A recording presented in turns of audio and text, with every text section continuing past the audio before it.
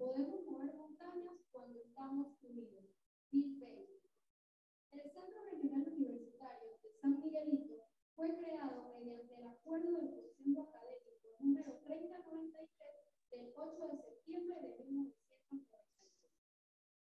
Todo esto durante la administración del rector Carlos Miguel Zúñiga, iniciando labores en el primer semestre académico del año 1994, en las instalaciones del Instituto Profesional Técnico Ángel Ruiz, en la vía Tocún, corregimiento José Domingo Espinal, distrito de San Miguelito.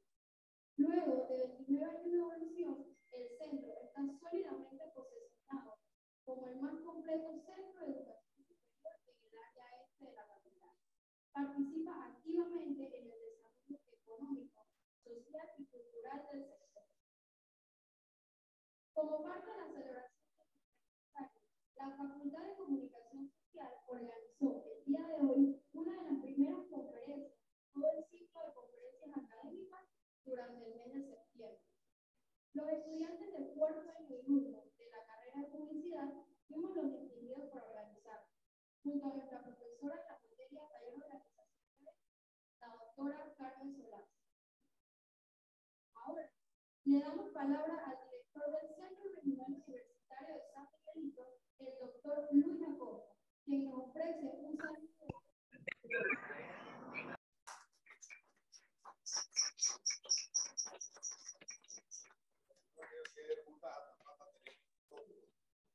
Parte de la formación, el agradecimiento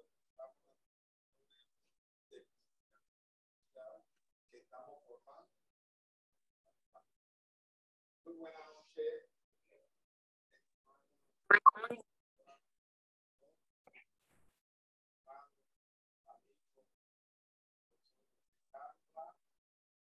La colega Claudia Figueroa. Doctora Violeta Espinosa, coordinadora de la Facultad de Comunicación. Profesora, profesores, comunicando a nuestro distinguido profesor José Álvaro, San Miguelito, presidente de nuestra gloriosa Asociación de Profesores Aprendientes. Es muy grato para nosotros tener distinguido a los de la Universidad Nacional. Escuchamos la fabulosa de la profesora Márquez. Ana es educadora, es una profesora de derecha. De derecha a la persona que conozco allá en Colombia y me habló muy bien, porque nunca habían escuchado, y para nosotros era que la profesora sea parte de la Universidad de Panamá, escuchar opiniones de la ciudadanía favorables a la gran intervención. Que felicitar aquí a mí me agradó esto, porque compartimos ideológicamente, tenemos los mismos principios. Nosotros nos sentimos muy de su intervención y del papel que usted desempeñó en la mesa del diálogo. Creemos que el diálogo fue productivo. Por primera vez se unieron todas nuestras sociedades en Panamá, reclamando un poquito de justicia. No es nada justo para nuestros estudiantes. Nosotros tenemos un país más neoliberales de América. No es de ahora, sino desde 1984. Creemos que el proceso de estamos aquí conociendo. Sabemos que los llamados gobiernos democráticos han sido peores que toda la época de 1903 a 1960. Son gobiernos que han entregado el patrimonio del país. Quiero recordar a los estudiantes que yo me acuerdo en el año 96 nos metieron el proceso de privatización de la empresas estatales iban a favorecer, iban a abaratar costos, iban a dar mejores servicios, y sabemos los servicios que están brindando las empresas eléctricas, y a cada rato tenemos la región de la frontera, vemos los altos costos que pagamos por energía, ni hablar del sistema económico. Sepan, discutidos panelistas, que esto es un centro, para mí el mejor centro del país, porque tenemos profesores comprometidos con la. Sabemos las instalaciones que estamos, que no son las más adecuadas, son instalaciones que tenían capacidad para 1.500 estudiantes, y San Miguelito en el primer semestre tuvo una matrícula de 5.600 estudiantes, sin contar OCA. Queremos decir que nuestros estudiantes ansiosos de recibir conocimiento se quejan, sino que nos ayudan a nuestros colegas profesores con su responsabilidad y su formación. Sabemos que la Universidad de Panamá, a través de la gestión, y por eso estamos llamando a todos ustedes a la caminata del mañana, del futuro de San Miguelito, para que ustedes nos acompañen a estas instalaciones que está construyendo la Universidad de Panamá con recursos de la propia institución, para que también ustedes nos ayuden, ya que en estos momentos de los recursos, pues claro, casi 6 millones, 34, y hasta Miguelito que le va a afectar 16 millones para la coordinación de nuestra universidad y de las instalaciones que tanto sepan invitados que San Miguelito cumple 29 años brindando educación a Panamá Norte. Nosotros llamamos que el centro regional de San Miguelito y Panamá Norte. 29 años cumplimos en el Centro Femenino de Rehabilitación y también en el Renacer. Este valor agregado que le hemos dado a la Universidad de Panamá nació en San Miguelito, ofrecer educación superior de calidad a los privados de libertad de Panamá. Y también tenemos a futuro encargado del profesor Álvaro a que extendamos nuestra educación a la joya y a la ropa. Bienvenidos tengan. Ustedes saben, van a apreciar las informaciones que ustedes manejan con gente activo de este diálogo que todavía no ha culminado, que sabemos que es muy difícil, pero sabemos que vamos a llegar a un feliz término porque tenemos personalidades que están y seguirán luchando por un mejor Panamá. Muchas gracias.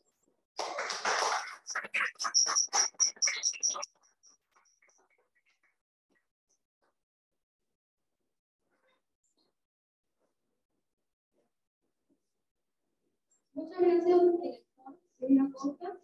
Y ahora vamos a este diálogo. Durante el mes de julio del 2022, la ciudad de Panamá sumaba días y días de protesta pública, cuyos efectos empezaron a sentirse con fuerza en el país, por los cierres de vías y la gran tensión social que había. Es aquí en donde se organiza la Mesa Única de Diálogo, mediada por la Iglesia Católica, en donde las partes que estaban en exigencia de las reivindicaciones en las calles se sientan a negociar. Por consiguiente, se logra el mes de julio a octubre una rebaja en el precio del combustible a ciertos alimentos y a ciertas medicinas. Para ampliarnos sobre el tema, queremos presentar a la primera de nuestros 3 invitados de honor, la profesora Claudia Figueroa. Claudia Figueroa Pino es panameña, comunicadora social, abogada, docente e investigadora. Es especialista en derechos humanos de la mujer, políticas públicas, periodismo digital y redes sociales. Es egresada de la Universidad de Panamá. Cuenta con posgrados en género y comunicación del Instituto Nacional de Periodismo José Martí de La Habana, Cuba, e investigación crítica de la comunicación y lo político en el Centro Internacional de Estudios Superiores de la Comunicación para América Latina en Quito, Ecuador. También fue docente en la Universidad Bolivariana de Venezuela en Caracas. Ha trabajado como docente en la Universidad de Lima, la Universidad Americana, y desde el 2022 trabaja en nuestra sede en Luisa. Es la segunda coinvestigadora del proyecto financiado por la convocatoria IDE 2021 del SENACID, titulado El impacto de la estrategia de comunicación pública durante la pandemia del COVID-19 y las reacciones de los ciudadanos. Ha ejercido también la corresponsalía internacional para Hispan TV y Telesur. Publica artículos de opinión en La Estrella Panamá, Bayano Digital y UPEN Coro. Otra de sus áreas de interés es la comunicación política y el ciberactivismo. Sin más que agregar, con ustedes la licenciada Claudia Figueroa.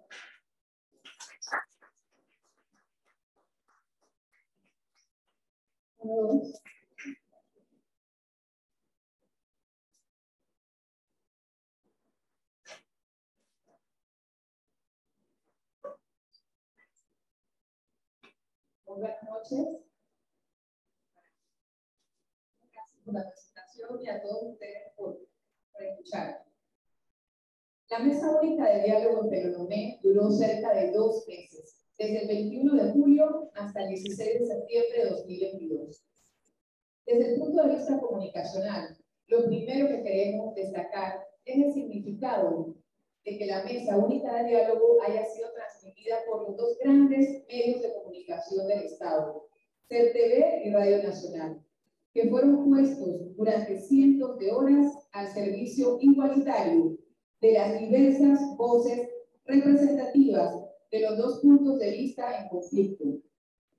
También queremos resaltar desde la comunicación, con un enfoque de derechos, la importancia de que este proceso horizontal, donde las partes gozaban de su autonomía ética para dialogar, fuera accesible para la mayor parte de la población, a través de la señal abierta de radio y televisión con cobertura nacional, en medio de situaciones tensas que tenían lugar en ese momento, como consecuencia del conflicto.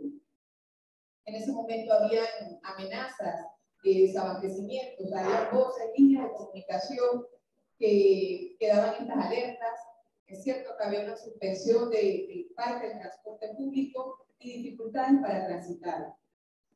Y que este acceso no fuera objeto de sesgos mediáticos particulares. Esta posibilidad de acceder de manera directa a la fuente primaria fue producto de una exigencia del movimiento social, que fue escuchada y aceptada por el gobierno. Esto permitió que la sociedad panameña tuviera acceso a la información, que se pudieran observar y escuchar todos los planteamientos de ambas partes. Esto trajo la certeza del estado del problema, la comprensión del conflicto y la confianza de la sociedad en la voluntad de las partes. Todos estos elementos describen lo que podemos denominar como democracia informativa. Esta situación fue inédita en Panamá. Aunque esto no se reflejaba de igual forma en los noticieros comerciales, donde la información se daba en mucho menor medida y de manera sesgada. Sin embargo, la transmisión directa por CERTV y Radio Nacional hizo posible que la información de este hecho social se saliera de los límites de la agenda de los medios, que se constituye según la teoría de la Agenda 7, que es una de las teorías más importantes del periodismo desde la década de los 70. Este supuesto de la Agenda 7 postula que las empresas mediáticas influyen en el establecimiento de los temas a los cuales el público debería prestar mayor interés mediante la determinación del orden de aparición de las noticias en los contenidos mediáticos, de la cantidad de espacio que le dan y de la relevancia que los medios le asignan a cada tema en sus noticias. Con esta jerarquización de la información, los medios obtienen mayor audiencia e impacto para los temas que son de su interés. Y como resultado de la construcción de una determinada conciencia o como forma de pensar frente a los temas y sus noticias. O sea, producto de esta jerarquización de la información, los medios van logrando que la sociedad adopte determinadas posturas frente a los temas y a las noticias. De este modo, los medios también deciden qué temas excluir y qué temas incluir en esta agenda. Revisemos ahora algunos elementos rápidamente que evidencian cómo prevalece la teoría de la agenda en torno a la mesa de diálogo que se dio en Peronomé en su primera etapa. La mayoría de los encuadres mediáticos hacia el movimiento popular fueron desde la violencia. Se mostraban solo los cierres de calles, las protestas y las respuestas que en ocasiones se daban a la policía, pero no se informaba claramente las causas del conflicto, las causas de las protestas ni las demandas del movimiento popular. No se identificaba a los voceros ni a las voceras con su nombre y su organización. Las coberturas eran desde la calle, desde la visión de las y los periodistas que las transmitían. Poco se transmitían las ideas y los comunicados. Las conferencias de prensa de las alianzas en lucha casi no salían en la televisión. Incluso hoy, después de 2 meses de diálogo, a las alianzas se les describe en las noticias de periódicos como la prensa como 3 grupos, mientras que a los empresarios se les identifica con sus nombres y se les describe de manera cuantitativa y cualitativa, al enunciarlos como la Gran Alianza Nacional de 150 agrupaciones productivas y comerciales que generan casi 800.000 empleos en el país. O sea, veamos la diferencia, cómo se señalan las alianzas y cómo se denomina al sector de los empresarios. Un ejemplo reciente es el de este lunes 19 de septiembre, cuando el sector de estos empresarios convocó una conferencia de prensa para enunciar el reiterado planteamiento que ya han hecho en otras ocasiones, como el rechazo a los decretos aprobados por el gobierno, producto del diálogo, porque se oponen a limitar sus márgenes de ganancia y señalar que la mesa de diálogo de Peronomé fue excluyente y discriminatoria, según ellos, porque no toma en cuenta a todos los sectores del país. Esta conferencia el pasado lunes salió en todos los canales de televisión y en muchos otros medios de comunicación. Otro punto es que no se habló profundamente en detalle de los acuerdos, como el logro de la regulación de 72 productos de la canasta de alimentos, la rebaja del costo del combustible o el encarecimiento del subsidio, la canasta básica de medicinas y el aumento del presupuesto o el acuerdo de cumplir con el presupuesto para la educación que se señala en la ley. Este diálogo que se da por primera vez sobre el costo y cómo se genera el costo de la energía eléctrica, la situación de la caja de seguro social, la corrupción y el seguimiento a estos acuerdos, incluso a los desacuerdos. Es así, con la información y la opinión pública publicada, y no realmente la que pública, sino la que los medios publican, cómo se constituye la agenda de la opinión pública, la cual no necesariamente es la de mayor interés público. Con ese enunciado podemos concluir que, según la agenda SETI, lo que no entra en la agenda de los medios parece que existe. 2. Que los temas y los voceros que seleccionan y en los que los medios centran su atención afectan la percepción de la ciudadanía. 3. Que los encuadres o enfoques que hacen los medios pueden afectar significativamente la forma en la que se cierran conflictos. 4. Por más iniciativa que tengan las personas para buscar información, sus posibilidades se ven restringidas o limitadas por lo que publican los medios. Y 5. La población como audiencia voluntaria o involuntaria de los medios difícilmente podrá reflexionar, discutir o analizar los hechos o temas que los medios no publican. Si una sociedad como la nuestra está dando señales de crisis, es porque necesita transformarse hacia algo nuevo o hacia algo mejor. Por lo tanto, la comunicación debería servir a ese proceso. Estos son temas que en Panamá aún no nos planteamos como sociedad. El tema de la calidad del servicio que desempeñan las empresas mediáticas con las concesiones de los servicios públicos de radio y televisión, así como el acceso democrático a esos medios. porque la comunicación como derecho y proceso democrático tiene que garantizar el equilibrio en la palabra. Por último, respaldar en la segunda etapa de la mesa de diálogo a realizarse próximamente en Penonomé, ya las organizaciones y el gobierno acordaron que el diálogo continúe su transmisión por CERTV. Esto es necesario porque es importante que como sociedad avanzamos en reconocer el protagonismo de las organizaciones sociales, en reconocer la importancia del acceso a la fuente primaria de la información, sin filtros ni encuadres arbitrarios que muchas veces dañan los procesos democráticos con descalificaciones de algunas partes o con excluir los temas importantes y a sus voceros y voceras de la agenda de la opinión pública. Como ciudadanía, no podemos olvidar que el espacio radioeléctrico es un bien nacional y que debe dar un servicio público para el mejor interés del país.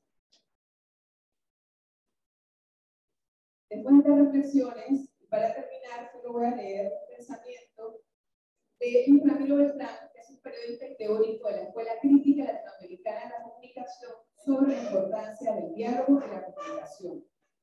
La idea del diálogo no se ha incorporado al modo de pensar la comunicación, porque este proceso requiere el necesario reconocimiento de la otra persona, quien es el término de la palabra, y cuando se reflexiona de esta manera, se cambia el modo de pensar la comunicación, que ya no es un proceso, es un estar ahí interactuando con la otra persona, con las otras personas, para construir un discurso en un acto de puesta en común y transformar la sociedad.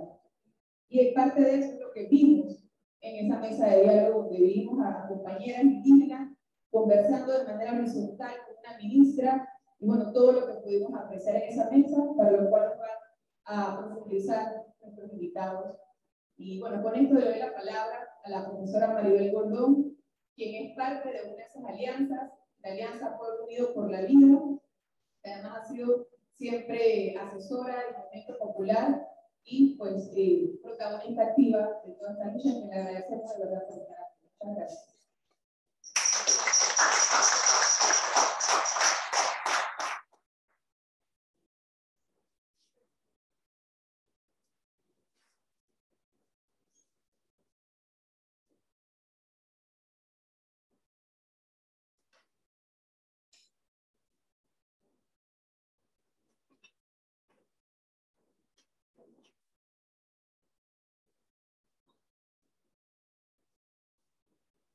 Maribel Gordón.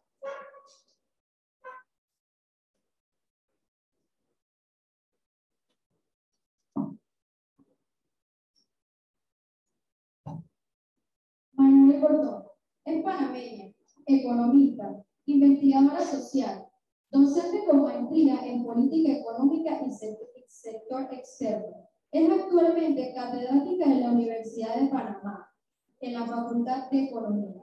Entre sus labores destacables es consultora en temas ambientales, de desarrollo, de planificación, de género, política económica, de empleo y salario y seguridad social, entre otras, a nivel de organizaciones gubernamentales como no gubernamentales. Y es también asesora económica de organizaciones del movimiento social panameño.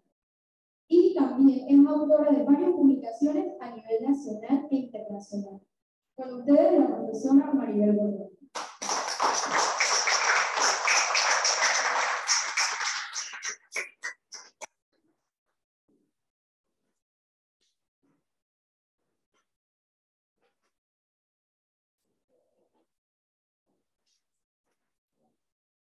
Buenas tardes, señor director, señora coordinadora, profesores, jóvenes, estudiantes, público en general, a los que me acompañan también en este escenario principal como expositores.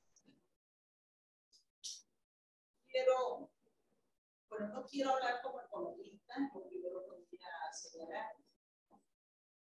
Lo segundo, tiendo a hablar mucho, pero hablar poco. Me siento en casa, compartía con las profesoras tuve el lunes el privilegio, el martes, perdón, el privilegio de estar en lo que va a ser la nueva sede del Centro Regional Universitario de San Miguelito. Y realmente creo que si se actúa como se tiene planificado, va a ser una sede que ustedes merecen, producto de todo lo que ha contribuido a la formación de este centro regional.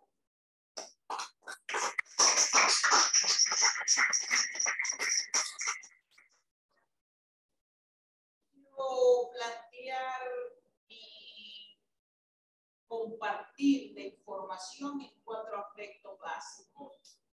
Y aquí me disculpan porque voy a tener indicios de economista. Yo quiero hablar del contexto, como surge la mesa única de Penonomé. Quiero hablar del proceso que se ha denominado la quiero hablar de los resultados, quiero hablar de los retos en los cuales se denomina segunda fase. Voy a tratar de ser muy breve y obviamente algunas cosas van a quedar por fuera. Lo primero es cómo será el proceso. Yo quiero aquí reiterar que la lucha del movimiento social panameño no aparece en el 2022. La lucha ha sido una lucha histórica que ha caminado en diferentes momentos frente a la agresión de las políticas económicas que se nos imponen. Y decíamos nosotros en esa mesa única que la política económica neoliberal en Panamá se impuso desde 1979 con el primer stand-by de un préstamo condicionado. Y eso ha marcado una ruta en el horizonte del qué hacer y cómo hacerlo y para quién hacerlo. Y en esta ruta, las mayorías de este país se han visto excluidas, se han visto marginadas, han sido sometidas a una condición de pauperización de sus condiciones de vida. Entonces, el caminar ha sido incremento desde ese momento. Pero para acercarme al presente, yo voy a recordar enero del 2022. El movimiento obrero camina hacia la Asamblea de Diputados y presenta 3 proyectos concretos: aumento general de salarios, reducción del costo de vida y lo que tenía que ver con la necesidad de la indexación también a los ingresos y a los salarios. Y lo lleva por iniciativa ciudadana, que es un proceso que se termina. Pero como siempre, son procesos engavetados. Aquí hay una comisión y se olvidan. El 19 de mayo, lo que llaman hoy la coordinadora, la Alianza Pueblo Unido por la Vida, presenta ante la Presidencia de la República un pliego de 32 puntos. Como ha sido desde los 90 hacia acá, los gobiernos nombran comisiones.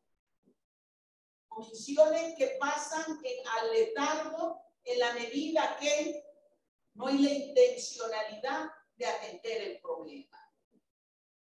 3 semanas de reuniones y comienza a desaparecer el órgano ejecutivo. Producto de la pandemia se profundiza la pauperización de las condiciones de vida y fíjense, se profundiza. Ya el desempleo desde antes de la pandemia era creciente.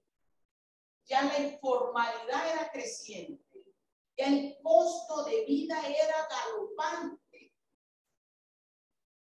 Con la pandemia nos apretaron más, porque enviaron a 300,000 panameños a sus casas sin salario. Se suspende contratos y se suspende salario. Desde la lógica de la política económica, una medida incorrecta. porque contraemos el poder adquisitivo de la población. Pero tenía una intencionalidad, favorecer a los sectores que históricamente son favorecidos en este país. Esa es la condición que veníamos viviendo. Se suma el incremento de los precios del petróleo, del combustible. Y aunado a ello, una ola inflacionaria que parecía que no podíamos detenerla. Yo tengo que decir, frente a una condición asfixiante de vida, la población se moviliza. La población organizada, pero también en algunos casos de manera espontánea, exigiendo que se respete su derecho a la vida. Que se respete el derecho a la vida. Y el gobierno apostó a poder eliminar la protesta social, satanizando con la información mediática y en el último instante, cuando ya era evidente un mes de protestas en crecimiento, decide intentar fragmentar a ese movimiento social. Tenemos que recordar lo que se da en Veragua y lo que se da también en las provincias de Boca del Toro, de Chiriquí y en las comarcas. Fraccionó. Pero hay una fuerza en Panamá que no se suma a esos procesos de ese primer proceso intercambiado de diálogo. Pero a esa otra fuerza, que es la Alianza Pueblo Unido por la Vida, le intentan aplicar el mismo mecanismo. Vamos a crear ahora el diálogo en Panamá. Se llamó a la ciudad del saber para que otro sector acudiera, es decir, fraccionar el conflicto en tres instancias y tres supuestos diálogos. Y ahí es donde la Alianza Pueblo Unido dice apretar para ese pueblo. Con un solo diálogo, donde participen las tres fuerzas que hoy están en la calle. Fue el primer acontecimiento que puso un paro. No vamos a asistir a un diálogo de yo con yo, como lo hemos venido a denominar. Ellos imponen el facilitador, ellos imponen la metodología, ellos imponen la temática. Las condiciones para imponerlo. Ese proceso es que vivimos con nosotros, no.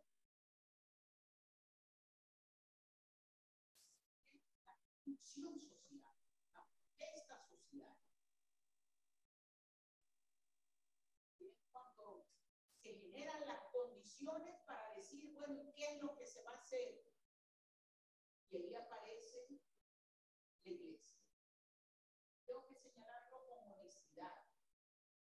Para el movimiento social, con aprehensión hacia ese facilitador. Creo que por fortuna vieron de decir, bueno, sentemos. Y nos sentamos para ver si lo aceptamos y si aceptábamos las condiciones. La iglesia hace una propuesta, una hoja de ruta importante que tenemos que rescatar en su contexto. Pero además, ustedes que son estudiantes de comunicación social, el debate fue transmitido no porque el gobierno quiso, sino porque ese movimiento social dice, basta de información mediática, basta de lectura única que se nos impone. Queremos un diálogo de cara a la población panameña. y se plantea la necesidad de que fuera transmitido. Y por eso la transmisión, con todas las dificultades que se dieron. Porque cuando estaba hablando alguno de los dirigentes de alguna de las alianzas, estaba la transmisión, quitaban el sonido, vivimos todo ese proceso. Y en algunos momentos desmontaron apenas en Penonomé. Y el movimiento social dijo, sin transmisión no hay mesa única. Yo creo que ese es uno de los primeros resultados positivos que tiene este proceso. Como Maribel Gordón, tengo que decirle que quedé asombrada.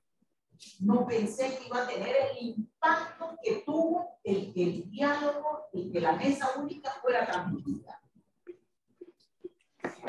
Mis jornadas que eran hasta las 4 de la mañana, quienes estábamos allí, recibíamos información, recibíamos propuestas y recibíamos denuncias.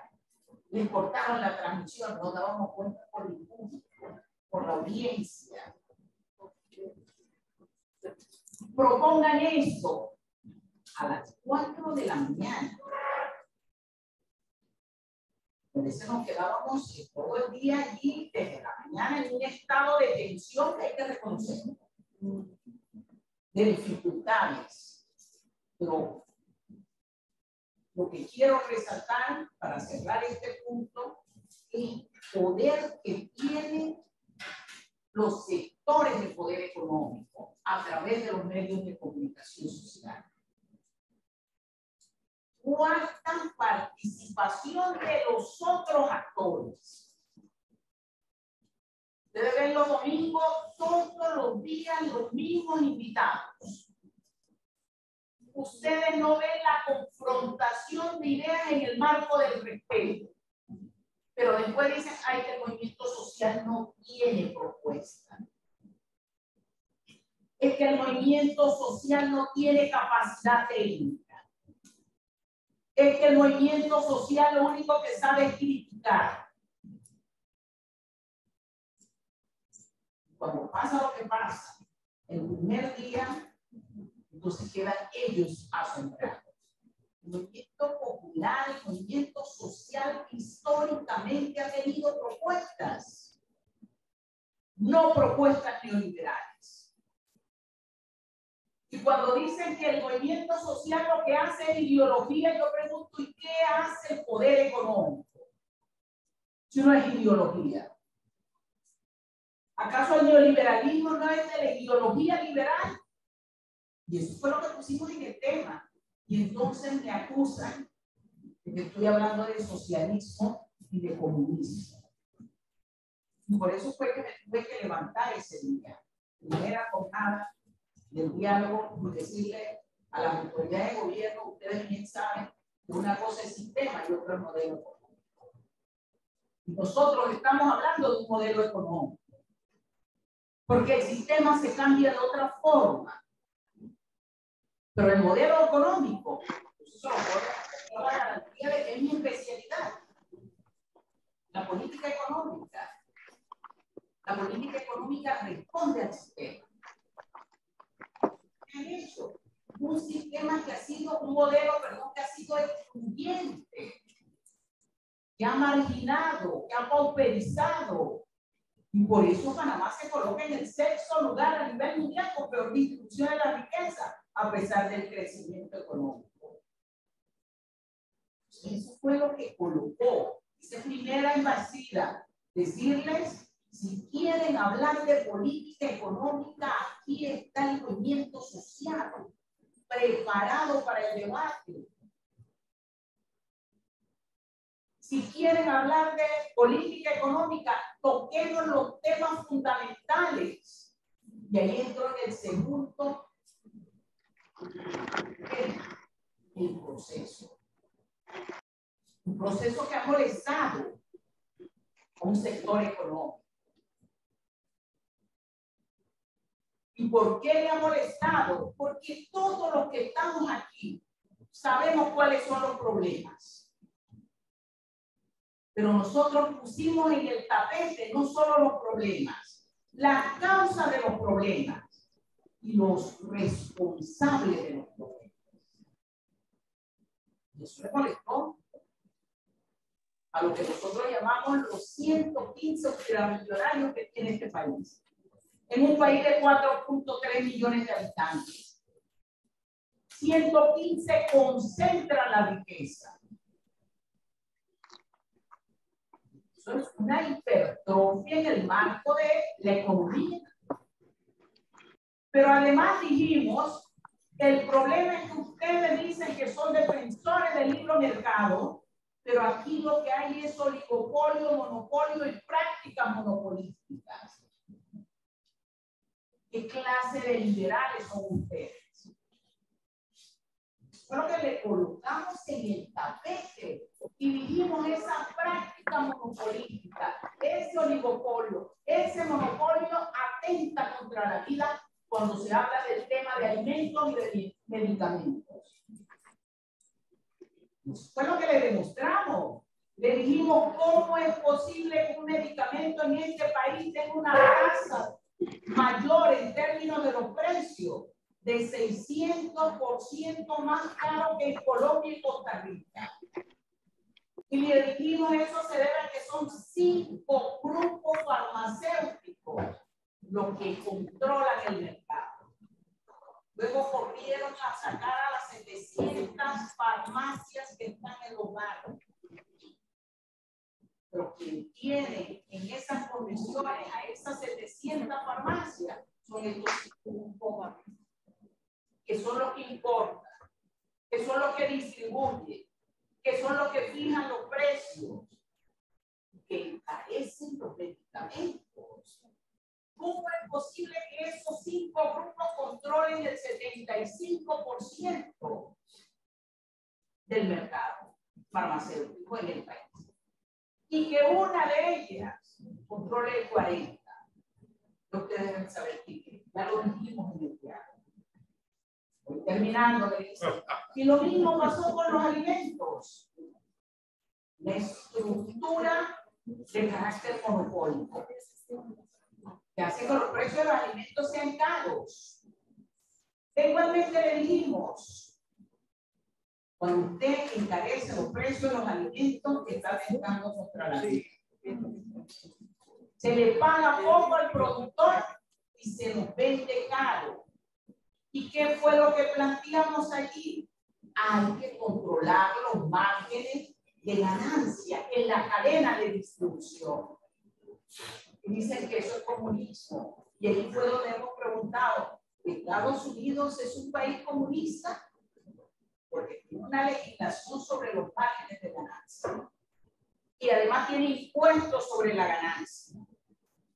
Lo mismo con el combustible, con la electrificación. 4 temas que tienen un problema en común, una causa en común. La cadena de distribución, la estructura monopolística que existe en este mercado. Ya ustedes conocen los resultados. Dijimos que se regulara el precio de 72 bienes alimenticios y que habláramos de ahora en adelante de una canasta de alimentos saludable. Si queríamos correspondernos con el desarrollo. Voy a finalizar con un último punto. Profesora, disculpe, yo le cedo parte de mi tiempo. Siga, por favor. Con el permiso de los organizadores. No, no, chica, Por favor, los participantes también que se puede seguir. Eso fue lo que pusimos en el tapete. Dijimos, ¿cómo es posible que en este país no se cumpla una ley? La ley que dice, la ley orgánica de educación que establece que el 6% del Producto Interno Bruto debe ser destinada a educación. Existe la ley, ¿por qué no la cumple? Hoy dicen que nos van a recortar el presupuesto a la Universidad de Panamá. Se supone que es la base del desarrollo. Nosotros los temas colocados. Finalizo señalando 2 cositas. Uno, el futuro del supuesto diálogo.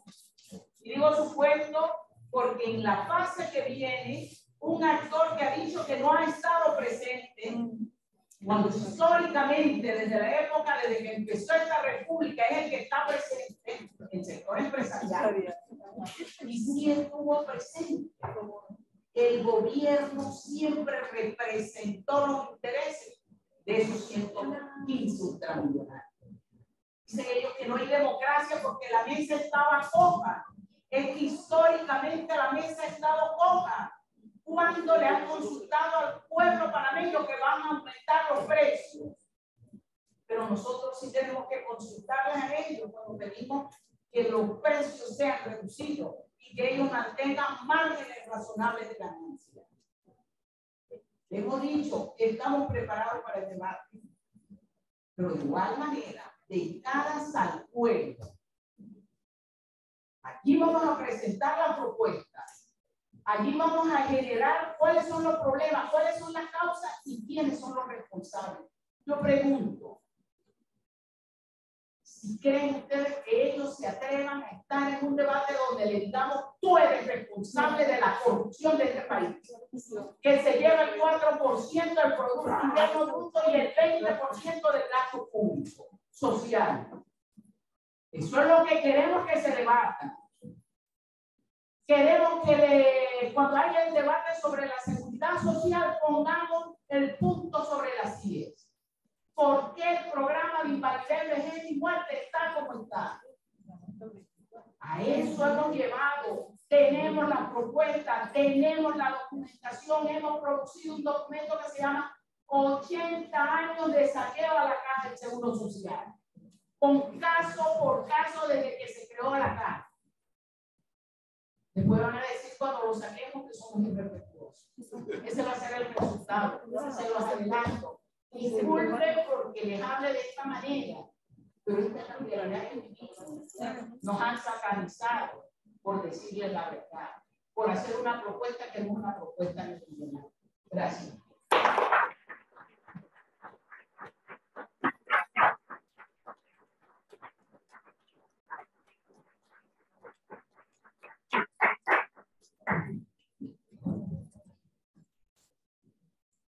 Muchas gracias, profesora Maribel.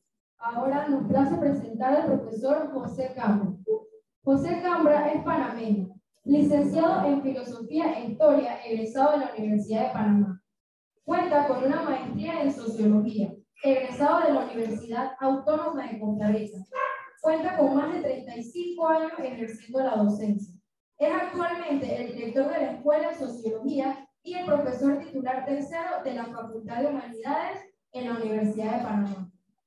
Entre sus cargos relevantes podemos destacar su labor como consultor del BID y de investigador asociado al Instituto del Canal y Relaciones Internacionales de la Universidad de Panamá.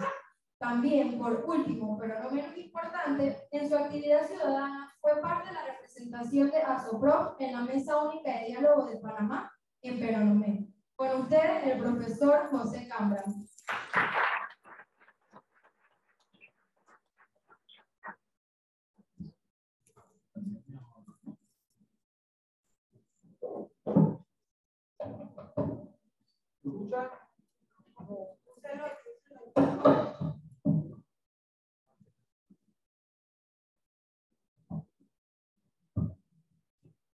¿Se escucha? Sí, bien. Sí. Buenas noches, estimado director del Centro Regional Universitario San Benito, el amigo el doctor Luis Acosta, quienes lo acompañan, al compañero Luciano, presidente de la PUDEP, a la compañera que nos ha antecedido de manera tan brillante en la palabra, la profesora Maribel Bordón, así como a la compañera Claudia Figueroa, que me ha parecido que ha dado en el clavo completamente de lo que debe ser la mirada de los comunicadores sociales autocríticas con el sistema de comunicación clasista y incluyente que existe en este país.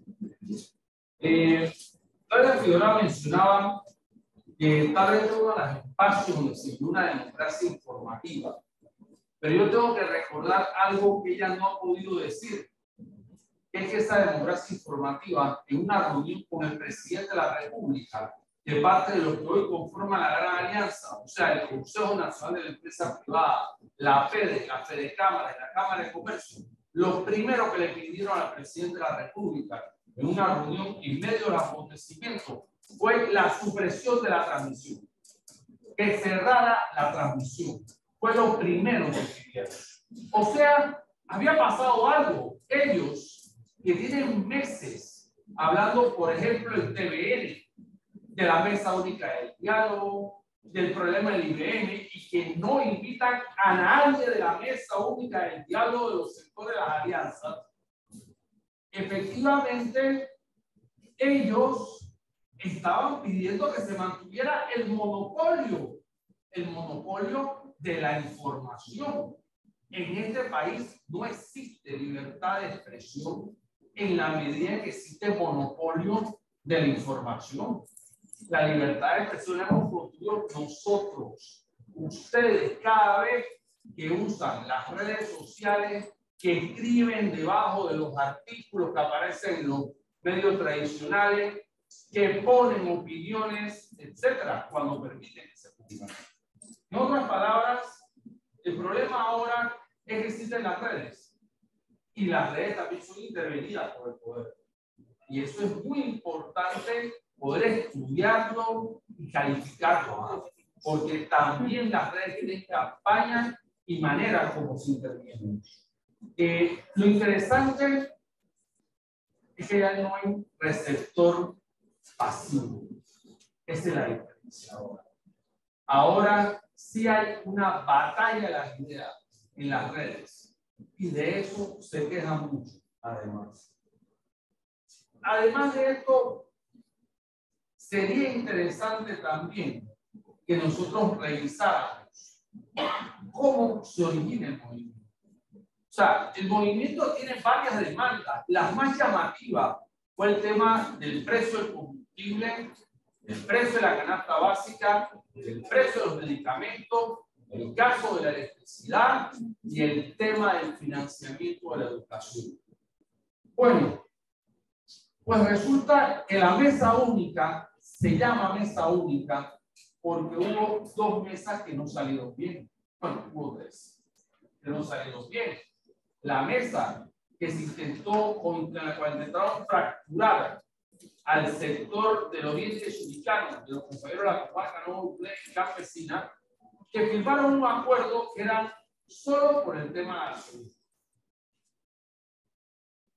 En Veraguas, en Anormal, se firmó un acuerdo que era solo sobre el tema de la gasolina. Y en los dos sectores, la base dijo, no queremos esos acuerdos. Nuestra lucha era por más cosas, nuestra lucha por zafarnos de esta situación de impotencia y de abuso que nos tienen el gobierno y los poderes económicos. Ese es el sentimiento que había en la calle y no había por qué perder eso. Entonces, hubo un tercer diálogo, como bien señaló la profesora Maribel Gordón, que nunca nació, que lo reunieron en la ciudad del saber y lo dejamos esperando.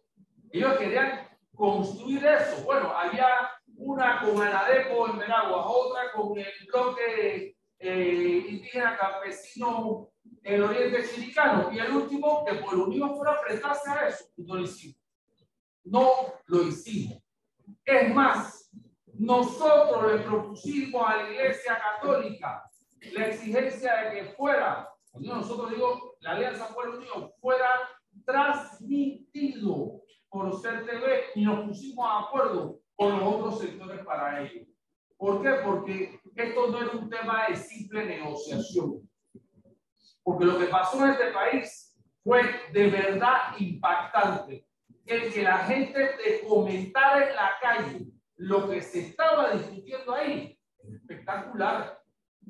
Y eso que era CTV, que lamentablemente ha sido de las televisoras tal vez menos vistas, pues subió mucho, subió bastante, efectivamente. ¿Y qué es lo que decía la gente? La gente comenzó a decir cosas peligrosas.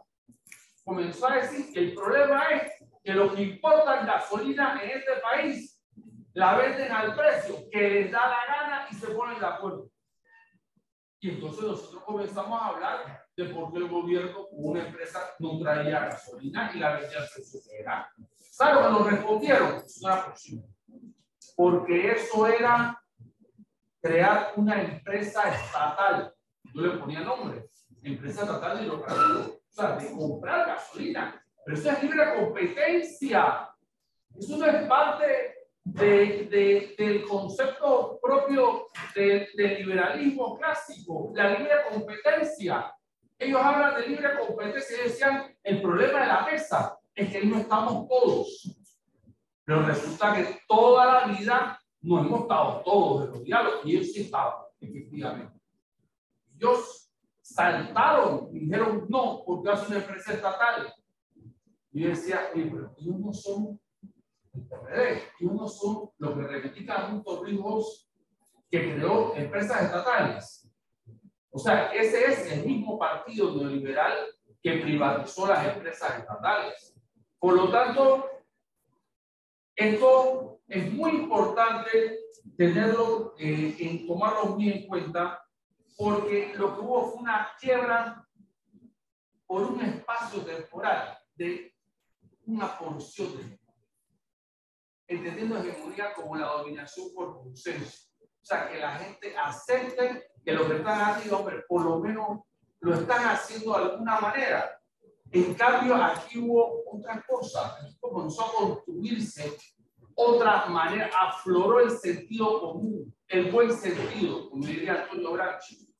Y efectivamente comenzó a surgir la sabiduría popular, que decía, pero no, y traigan la gasolina y que compitan ellos con esta gasolina, que vaya el gobierno a comprar medicamentos. Es más, hasta alguien dijo, ¿y por qué la pequeña farmacia no le hace un pedido a la caja del Seguro Social y que el Seguro Social compre las medicinas del seguro y la de la pequeña farmacia y se abarata todo? ¿Me explico? Pero ahí salió la presidenta de la Cámara de Comercio, de apellido Galindo, que es precisamente una de las mayores surtidoras de medicamentos de eso que desabastecen, de las empresas que desabastecen la caja del Seguro Social. O sea, que hay intereses millonarios que han vivido de ese juego, desabastecer, abastecer más caro, etc. Entonces, ese es el problema, que hemos tocado el centro de las prácticas corruptas y abusivas de parte del capitalismo salvaje para mí. Y quiero decir que el que habló del capitalismo salvaje fue el Papa. Se habla de que hay un capitalismo salvaje. Ese es el de Panamá. Yo estoy seguro que la señora Galindo cruza Costa Rica y queda presa. Porque si él intenta las prácticas que tiene en Panamá, en Costa Rica la agarran presa.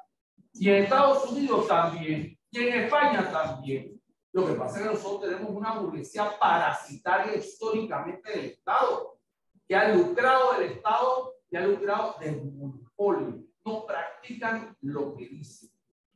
Y en ese sentido, yo quiero reafirmar que esto comenzó a tener mucho impacto, no como receptores, sino como que la gente comenzó a pensar y a sacar conclusiones por cabeza propia, no por la influencia del TV2 que escuche cualquiera otra opinión. Comenzó a escoger la opinión que sentía que era la suya también. Y por lo tanto, se comenzó a construir una agenda distinta en ese periodo de la opinión pública. Por ejemplo, un detalle para ustedes que estudian comunicación social. Aquí está el call center. Hay uno que tiene aquí Carrizo, otro así. Los call centers fueron ineficaces en el fin de cuentas. Los call centers ponían de todo tipo de cosas. Y la gente lo desbarataban. O sea, había una pelea que no era de las organizaciones que estábamos o los representantes que estábamos en la mesa única. Era de verdad una pelea popular. Una pelea en todos los campos, masiva, lo que hizo efectivamente retroceder al gobierno. Ese impacto y esa fuerza es producto de un movimiento que lo hizo detonar fue el alza una y otra vez del combustible. Pero había descontento por el desabastecimiento de medicamentos en la caja y en Finsa. por las medicinas caras, por la comida cara, pero ese detalle no lo calcularon y efectivamente fue el detonante. Entonces pensaron que haciendo arreglos por ese punto se iba a acabar esto. Bueno, los educadores incorporamos la demanda del 6%. Y hace una semana el Ministerio de Economía y Finanzas le quitó 534 millones al Ministerio de Educación. Y habíamos pactado en la mesa, está escrito y firmado, que al aumentar el 5.5% del presupuesto del PIB para el próximo año y el 6% para el 2024, el MEDUCA iba a recibir 1.122 millones de balboas. Quitaron 534, o sea, echaron para atrás el acuerdo. Por eso que este lunes hay una concentración nacional de educadores en la Asamblea de Diputados para exigir que el presupuesto con los acuerdos de la mesa única sea el que vaya al Ejecutivo y lo devuelvan a la Asamblea para que efectivamente se apruebe. O sea, esta pelea sigue. Y esta pelea sigue. Lo que sí sabemos bien es que esta pelea tuvo un momento. En la columna vertebral fue la huelga docente. Pero este movimiento fue mucho más fuerte que la huelga docente. Yo tengo que decir que en la ciudad de Panamá probablemente no vimos eso. Vimos piqueteos en diferentes lugares. Pero el interior fue muy distinto. El interior, a mí me tocó llegar a un Santiago de Veraguas a las 3:26 de la mañana y encontrarme pasando por Peromé y por otros lugares, toda una carretera ocupada por trailers. Y yendo a buscar dónde dormir o dónde descansar hasta que tuviéramos que ir a las acciones, resulta que eran barricadas en todos los lugares. O sea, el interior tuvo mayor participación directa de la población. Por eso es que hay cosas de simbología que hay que tomar desde la mirada del sociólogo y del comunicador social. Por ejemplo, todo el mundo dice que los maestros estaban de fiesta, porque había tamborito, murga, etc. Pero es que no eran solo los maestros, que era la población que en la pandemia los tenía arrinconados, que no tuvieron carnavales y que efectivamente se le metieron a la lucha. También le disfruta ser un poquito felices frenando al gobierno a los de arriba, punto derecho además. Entonces, el nivel de participación fue impresionante y siempre hay errores de arriba. El hecho de reprimir el primer día de huelga en Chiriquí, en el río Rezacua, el lunes siguiente, reprimir el lunes enseguida, el segundo día de huelga, fue el lunes, reprimir en Santiago de Veraguas, perdón, el río La Villa, y después en Santiago de Veraguas al día siguiente, eso encendió todo. Eso lo encendió todo. Y creo que efectivamente esto no va a ser el primer levantamiento. Yo creo que efectivamente hay las condiciones para que esto termine en mejor tejido social y podamos ir a una siguiente ofensiva. No creo que efectivamente nosotros podamos dejar que el gobierno intente neutralizar lo que firmó en la mesa. Y para eso es muy importante la participación de los jóvenes, que fue determinante en estas movilizaciones. No es cierto que los jóvenes no participaron. Otra cosa es que no existen, con esto termino, asociaciones de estudiantes en las escuelas secundarias y un movimiento estudiantil activo como lo hubo en décadas pasadas. Pero nosotros estamos viendo la participación juvenil. No estoy hablando de los grupos, estoy hablando masivamente. Vimos participación juvenil en todos los lugares y miren la característica. Los de secundaria iban con uniforme y marchaban y hablaban en los mítines. O sea que hay el fermento, efectivamente, para poder reconstruir eso que perdimos, que fue la Federación de Estudiantes de Panamá. O sea, volver a reconstruir un movimiento estudiantil verdaderamente organizado, independiente y combatiente. Y yo creo que esta es una coyuntura que también demuestra que este no es un país de gente que no se defiende. Tuvimos 2 años bajo la pandemia, pero en 2019 las mujeres jóvenes habían encabezado un movimiento contra las reformas constitucionales. y las echaron abajo. O sea, esto es un país que pelea. Por lo tanto, lo que tenemos que hacer es ayudar con mejor organización y poder articular mejor todas las iniciativas desde la necesaria diversidad. Muchas gracias.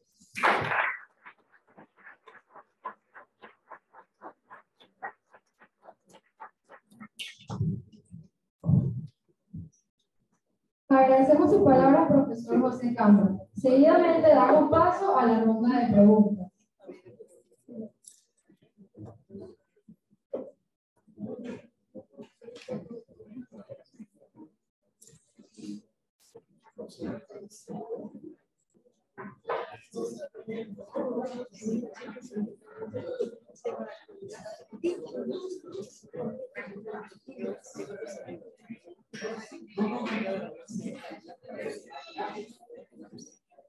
Bueno, la referente es una pregunta, pero no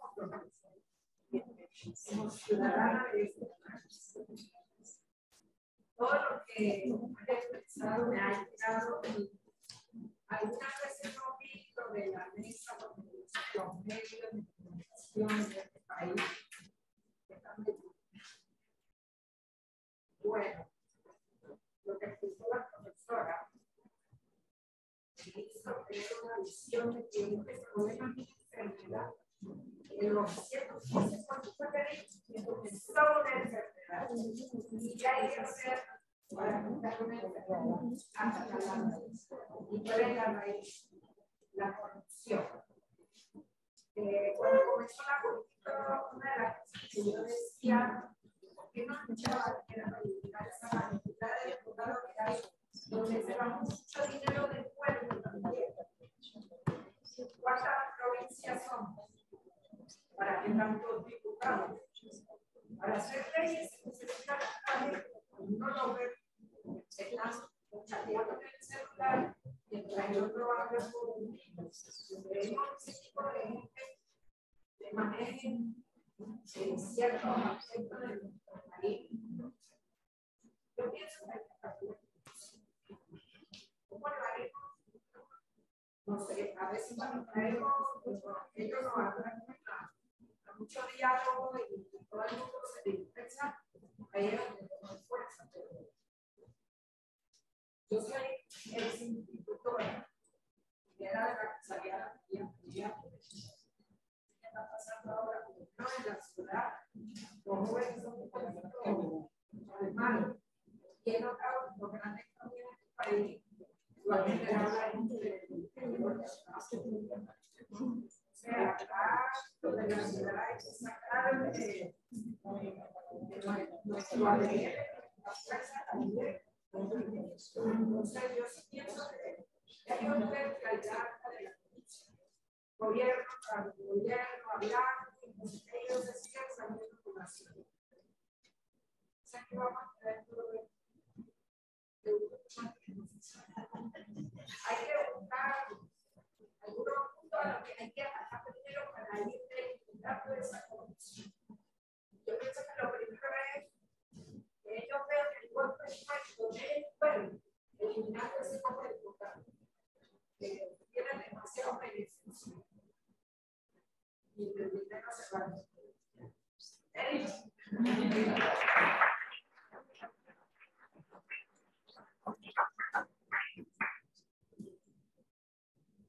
Tenemos dos preguntas. La primera pregunta es para el profesor Cámara. ¿Qué medidas a largo plazo con respecto a todo lo que sucedió debería tomar el gobierno?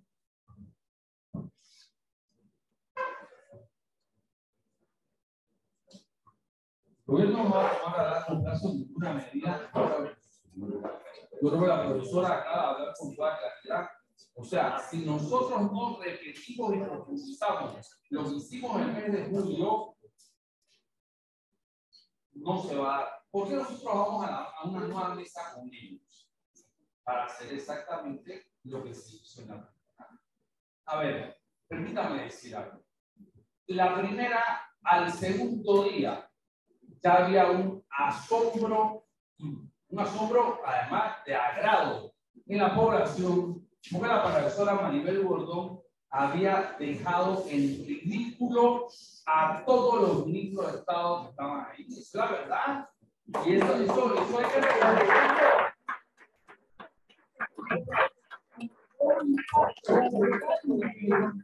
Efectivamente, eso fue lo primero. Eso atrajo la atención de todos hacia lo que pasaba en la mesa hoy.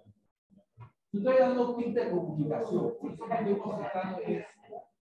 Y lo segundo, fue algo que nosotros no sabíamos. Cuando una mujer no ve, presidenta de padres y madres de familia, le dijo al gobierno que ellos tenían un regalo para ellos, un presente para ellos. Y les puso la cajetita. Y cuando ellos abrieron la cajetita, parece que en su vida han comido arroz con tuna. Porque incluso tengo que decir, una ministra consejera de salud se enojó y agarró una herramienta que no pudimos, la verdad no lo que la filmara. Pero hizo una acción, además de esas cosas simbólicas espectaculares, porque están tan desconectados de la realidad que se ocurrió abrir eso. Ni siquiera, o sea, están desconectados. O sea, lo que quiero decir es que la impunidad crea en las clases dominantes y en los grupos políticos que lo defienden la sensación de eternidad. O sea, la sensación de que, por ejemplo, la Asamblea de Diputados se ha autoaumentado el presupuesto. ¿Me explico? Es más, quisieran los empleados públicos tener la carrera legislativa que ellos acaban de dar. O sea, quisiera tenerlo. En cambio, todos los empleados públicos saben del país, salvo los que estamos amparados por leyes especiales que hemos peleado, que cuando cambia un gobierno hay botadera. Aquí hubo 20,000 empleados públicos, 20,000 trabajadoras manuales y administrativos fueron votados durante la pandemia por este gobierno y no fueron sustituidos. En algunos lugares, el de tal diputado, pero en algunos, por eso es que todos los planteles, cuando reiniciamos clases, estaban destruidos. No había nada para poder garantizar la seguridad de los estudiantes. Entonces, quiero responder la pregunta: ¿qué medidas a largo plazo hay? Ninguna. Eso no es posible. Solo es posible lo que nosotros obliguemos que hagan. Y fíjate, el 18 de octubre, para que todos lo recuerden, termina el subsidio a la gasolina. Y nosotros queríamos subsidio. Nosotros queríamos era que le quitaran márgenes de ganancia a esas empresas que traían el combustible, los importadores de combustible. Pero eso era pecado mortal. Pecado mortal que se hace en el capitalismo español, en el capitalismo francés, en el capitalismo norteamericano y en el tipo. Pero aquí, prohibido. Este es el país más fundamentalista en la defensa de los intereses de los arriba. Entonces, no hay posibilidad a largo plazo. A largo plazo somos nosotros. Y nosotros sabemos qué es lo que queremos. Por lo tanto, aquí se demostró otra cosa. La Gran Alianza dice: solo queremos entrar para que sepan cómo hay que hacer con el tema de los precios. Se van a subir. Como nosotros demostramos que el lado popular hay la suficiente sabiduría, y la Universidad de Panamá para eso está también, efectivamente, para hacer propuestas y para encontrar las maneras como se pueden hacer las cosas. O sea, los dos somos profesores de la universidad. Sí, los tres, perdón. Estoy hablando de los dos en el sentido de que estamos en la mesa única. Y efectivamente, estamos en la mesa única, hacemos propuestas, pero no solamente es eso. Existen organizaciones populares con una larga trayectoria. Entonces, yo sí les digo, el 19 todo volverá a los 5.50 si no se hace algo acá. O sea, sepan que gracias a esa lucha están pagando 3.25. Pero todos volveremos a los 5.50. Y por lo tanto, comencemos a pensar en lo que tenemos que hacer.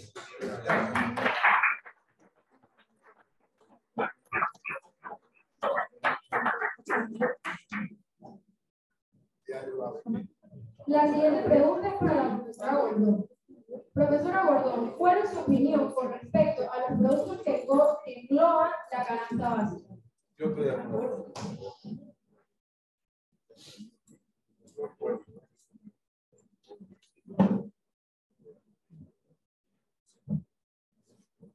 Un tema que tiene que dar millones de secretos. Yo sé que la mayoría de los panameños y panameñas no saben que en este país existen 4 canastas de alimentos. La de los precios bajos es la que lleva Codeco. La llamada canasta de hábitos de consumo es la que mide el mes. La otra canasta, la canasta saludable, que no conocemos, la que mide el mes. Nosotros siempre nos hemos preguntado por qué tenemos que utilizar la de hábitos de consumo. En la medida que aumenten los precios y los salarios se mantienen, usted tiende a irse a alimentos menos saludables y a consumir menos. La canasta de hábitos está fundamentada en 59 productos para la región de Panamá y San Miguelito. Si usamos el puente de las Américas, ya son 50 productos. Yo me pregunto cuál es la diferencia entre Panamá y la Gran Chorrera, entre la ciudad de Panamá y la Gran Chorrera. Absurdo. Pero además, como es de hábitos de consumo, en la de los 59 no está el tanque de gas. No está la soda. No voy a poner. La soda no. Algo absurdo.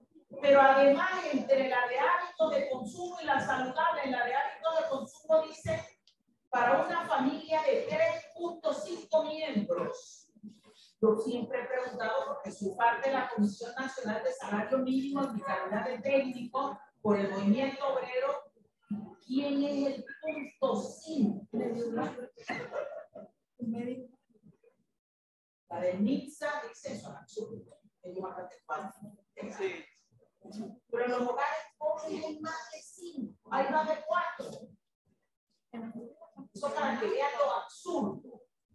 Y por eso en la mesa llevamos el tema que tenía que ser una canasta básica de alimentos saludables, ampliada, pero además propusimos que era necesario construir una sola canasta para este país, saludable, que no afectara a los productores, pero que no encareciera el precio a los consumidores. Algo con lo cual los micros y pequeños productores del agro están de acuerdo. Yo aquí sí quiero hacer, aquí se habla mucho del micro pequeño empresario. Como economista le puedo decir que eso no existe. Y tienen pequeños negocios donde se gestionan su ingreso. Y es otra cosa. Empresa es otra cosa. Pero es el que el gran sector empresarial utiliza para defender los intereses de los 5 grupos farmacéuticos. Utilizaron a las 700 farmacias. Cada vez que hay incrementos o debe revisarse el salario mínimo, utilizan a los que tienen esos pequeños negocios. Yo me pregunto por qué ellos no llaman a esos micro y pequeños productores y lo llevan a que formen parte de la Cámara de Comercio, o que tengan el Unión, o que se valore el tema de la regresividad impositiva entre empresarios, porque la ponderación no es la misma. Cuando usted le dice al empresario que tiene que pagar, por decir algo, 25% sobre el impuesto sobre la renta, el 5 que es, para, y me disculpa, para el dueño de TVN, que no es lo mismo que para el que tiene ese pequeño emprendimiento. No hablan de regresividad, de solidaridad, de socio entre ellos, pero es algo que utilizan para seguir justificando los altos precios, los bajos salarios y el desempleo en este país. Yo también soy institutora, profesora, con mi compañero de estudio. Y eso es lo que hemos puesto. Y cierro con algo que se me pasó. Fue el sector empresarial el que llamó a desconocer la ley. Cuando dijeron, no vamos a acatar los decretos. Eso es peligroso. Pero además, acapararon alimentos para provocar escasez en los supermercados. Y decían ellos, decía el gobierno, que los supermercados no eran parte del acuerdo, cosa que no es cierta. Pero si eso era así, ¿por qué los supermercados escondieron los productos?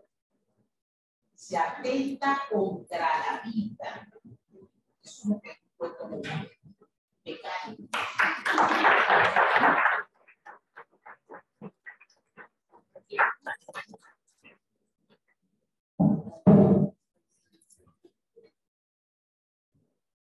Distinguido profesor, ha sido un placer poder contar con su presencia. Queremos agradecerles todos esta conferencia magistral sobre el tema que nos atañe.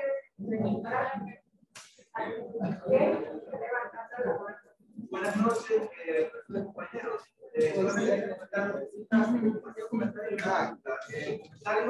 es, si sabemos que siempre hay que tener en cuenta esto, cuando Napoleón quería hacer algo, el mismo iba y lo hacía.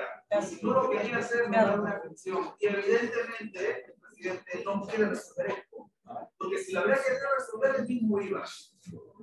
La pregunta es, al principio de la conferencia estábamos hablando sobre el tema del cerco informativo. Hace un par de días atrás, el dueño de una cadena de supermercados estaba en un día y con un periodista de otro canal que ya salió, ya no tuvo una reflexión, diciendo que lo iban a contratar para un canal el del número más bajo respecto a la ley, que no me gusta decir el número más bajo, pero que ya sabemos cuál es.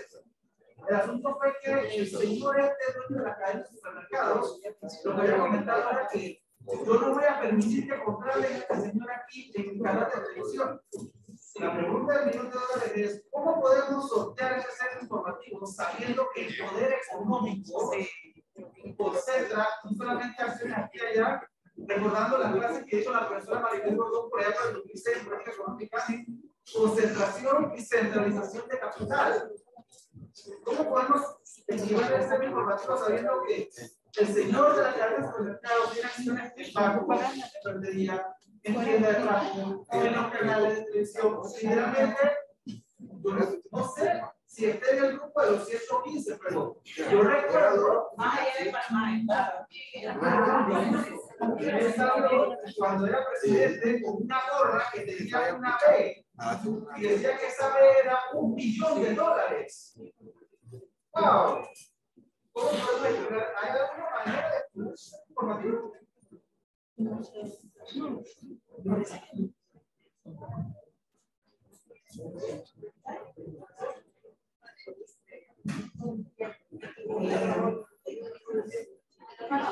Qué bueno, licenciado, en la audiencia. La verdad es que aquí hay gente que no se quiere ir. O sea, este conversatorio creíamos que íbamos a hacer una hora y hay gente que quiere seguir hablando. Agradecemos eso.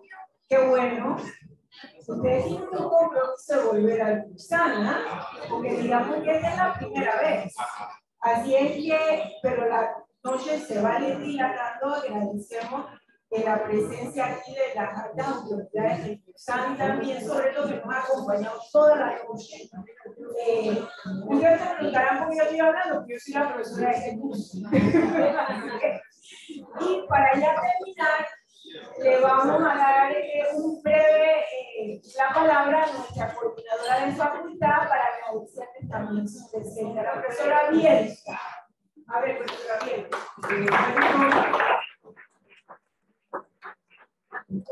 Breve, preciso y conciso, como dice la profesora Carmen Solano.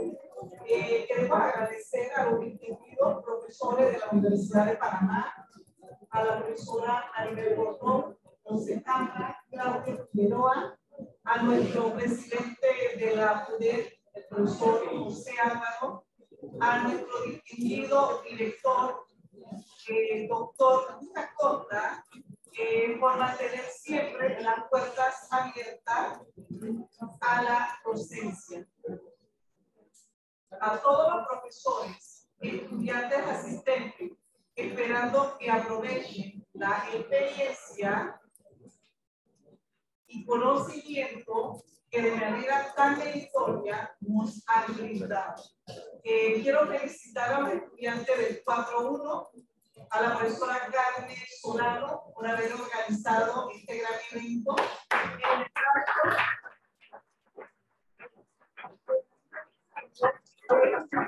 Además, le reitero la invitación para el próximo domingo, 25 de septiembre, a la gran caminata que sale de la gran estación hacia nuestra futura sede del centro regional. Están todos cordialmente invitados, 7 de la mañana. Buenas noches a todos.